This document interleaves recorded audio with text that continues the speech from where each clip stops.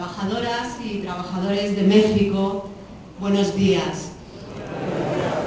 Bueno, hoy, 29 de abril de 2011, se constituye en audiencia pública este Tribunal Internacional de Libertad Sindical con el objeto de conocer de primera mano, de conocer de sus protagonistas los hechos presentados por la acusación y que motivan esta nueva convocatoria del Tribunal Internacional de Libertad Sindical, un tribunal muy joven, mucho más joven que todos los miembros que lo integramos, un tribunal internacional que inicia su andadura hace apenas año y medio, se constituyó en octubre del año 2009 y que hasta la fecha tan solo ha dictado una resolución, la resolución que emitió el 1 de mayo del año pasado, aunque se espera que dentro de 2 días,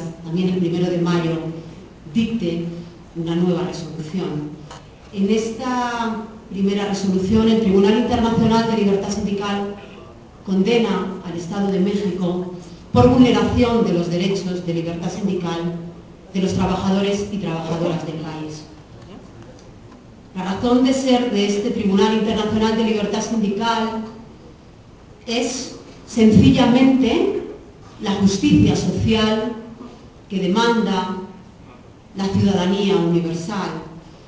Una ciudadanía universal que no quiere permanecer callada, una ciudadanía universal que no quiere permanecer, no quiere quedar en el olvido, una ciudadanía, una sociedad civil que quiere alzar la voz para que le sean reconocidos y restituidos los derechos universales que le han sido despojados.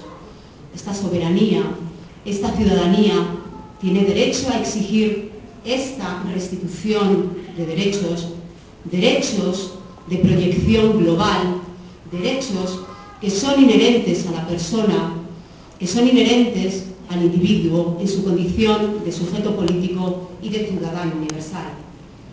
Este tribunal, el Tribunal de Libertad Sindical, tiene carácter internacional no solo por la condición de quienes lo integran, no solo por la condición de sus miembros, sino ante todo porque este Tribunal de Libertad Sindical debe aplicar el derecho internacional, porque los derechos afectados, los derechos en liza, son derechos universales, son derechos que tienen proyección global, son derechos cuyos titulares son todos los individuos, son derechos cuyos titulares son todos los hombres y las mujeres, todos los trabajadores y trabajadoras, con independencia del lugar en donde viven, con independencia del lugar donde trabajan.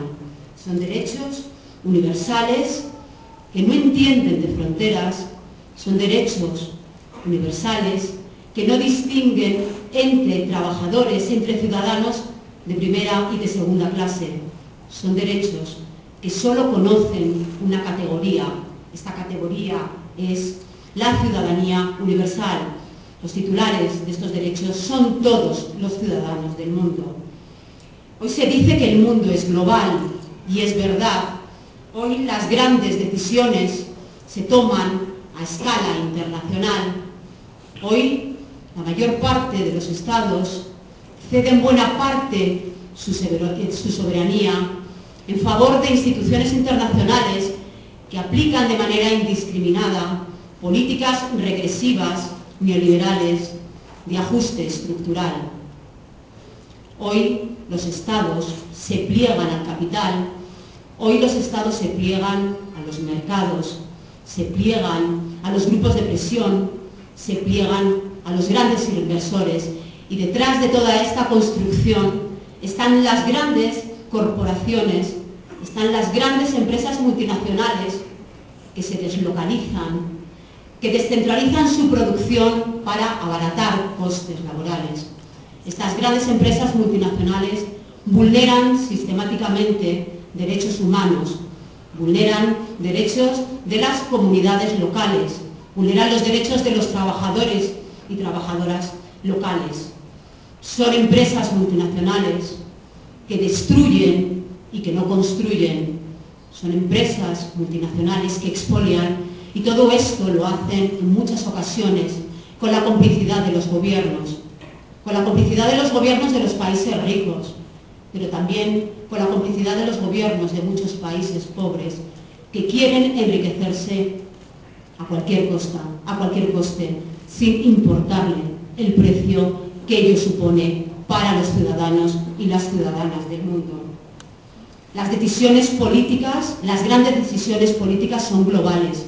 El mercado es global, la empresa es global, todo parece ser global, y sin embargo hay serias reticencias para reconocer la globalidad y la universalidad de los derechos humanos.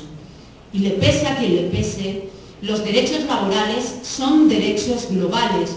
Los derechos laborales de los trabajadores y trabajadoras son derechos universales que se tienen que reconocer a todos los trabajadores y trabajadoras del mundo.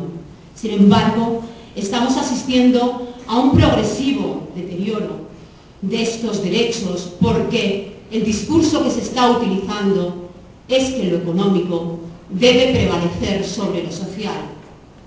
La crisis actual, esa crisis económica y financiera de alcance mundial, una crisis que yo me atrevería a calificar de crisis sistémica porque creo que lo que está en quiebra es el propio sistema capitalista. El sistema capitalista está demostrando su ineficacia. Esa crisis económica está produciendo, al menos es mi opinión, una quiebra del Estado social y democrático de derecho. Quiebra el Estado social porque los Estados cada vez se repliegan más en su función tuteladora. Quiebra el Estado social y democrático porque la democracia cada vez es más débil. Y quiebra el Estado de Derecho porque cada vez hay menos derecho. Hoy se habla de un derecho dúctil, de un derecho blando. Hoy se acuña el concepto del soft law, el derecho que tiene carácter de mera recomendación, un derecho no vinculante. Y en toda esta construcción, ¿qué le ocurre al derecho del trabajo? ¿Qué le ocurre al derecho laboral? ¿Qué le ocurre al derecho de los trabajadores y de las trabajadoras? ¿Por qué? Porque parece que el derecho laboral quiere ser desnaturalizado, parece que el derecho laboral quiere ser desdibujado, porque parece que decir que el derecho laboral debe proteger y tutelar a la parte débil del contrato de trabajo no es actual. Y hoy se dice que el derecho del trabajo tiene que servir a quien no debe servir. Y hoy se dice que el derecho del trabajo no sirve a quien debería servir. El derecho del trabajo se está mercantilizando en beneficio de quien detenta el poder político, el poder económico, en beneficio del poder privado, del empresario. Las consecuencias yo creo que son conocidas de todos: precariedad, rotación de los trabajadores, temporalidad, descentralización de la producción, deslocalización, flexibilidad, individualización de las condiciones laborales, ruptura del principio de solidaridad. Los trabajadores cada vez parecen más disciplinados. Los trabajadores no parecen creer ya en un proyecto colectivo. Parece que los trabajadores cada día son más individualistas. Y en esta situación el sindicato lo tiene muy complicado. El sindicato se mueve en un terreno movedizo donde le resulta enormemente complejo ejercitar su acción. Ya termino.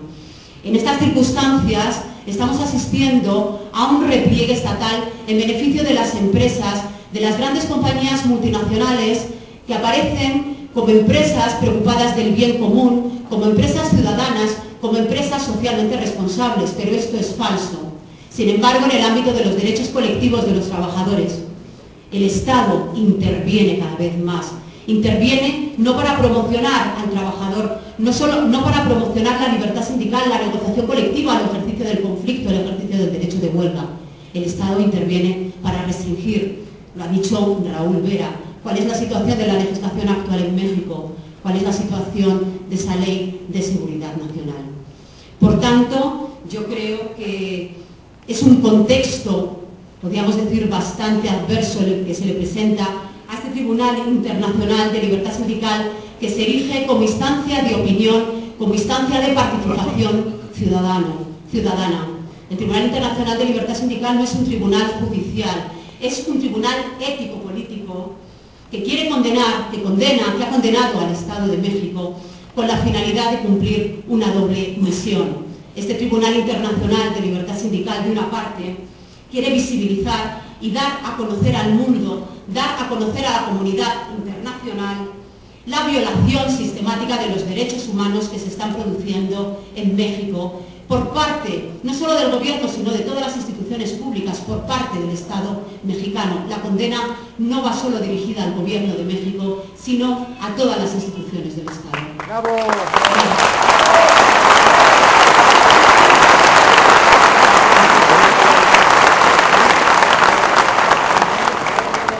Por tanto, ya para terminar, condena al Estado de México no por omisión, no por dejación de sus funciones, sino por actuación positiva, sino por acción, por vulnerar directa y sistemáticamente los derechos de libertad sindical en su dimensión individual y colectiva. Pero también este Tribunal Internacional de Libertad Sindical, y lo ha dicho Raúl Vera, quiere servir de aliento y de esperanza, porque no podemos permitir que se sigan manteniendo estas violaciones. Tenemos que abrir canales que permitan la restitución a las víctimas de los derechos que les han sido despojados. Por tanto, este tribunal no se erige como instancia exclusiva o excluyente. Este Tribunal Internacional de Libertad Sindical no quiere excluir a nada ni a nadie. Es un tribunal que quiere servir de apoyo y de complemento a la sociedad civil, a redes de solidaridad, a movimientos sociales, a instancias participativas judiciales y extrajudiciales. Porque quienes formamos parte de este tribunal sabemos que los derechos en liza, que los derechos que están en juego no son derechos meramente accidentales o incidentales. Los derechos que estamos aquí debatiendo son derechos que hablan de dignidad, son derechos que hablan de libertad. Por tanto, son derechos imprescindibles para que todos los individuos, para que todos los ciudadanos y ciudadanas, para que todas las mujeres y los hombres, para que todos los trabajadores y trabajadoras puedan ejercitar sus derechos de ciudadanía en libertad y en plenitud. Muchísimas gracias.